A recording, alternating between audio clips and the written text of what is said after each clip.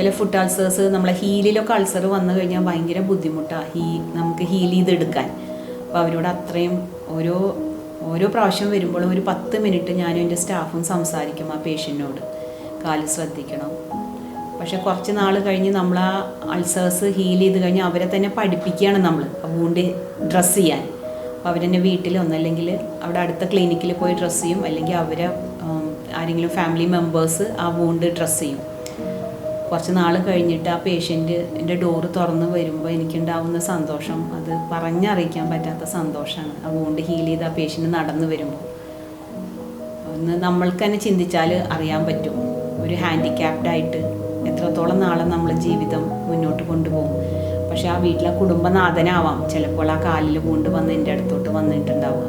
പക്ഷെ അത് ആൾ ഡോറ് തുറന്ന് കടന്ന് വന്ന് ഡോക്ടറെ വൂണ്ട് ഹീലായിട്ടാന്ന് പറയുമ്പോഴുള്ള സന്തോഷം ഉണ്ടല്ലോ, എനിക്ക് പറഞ്ഞറിയിക്കാൻ പറ്റാത്ത സന്തോഷമാണ്.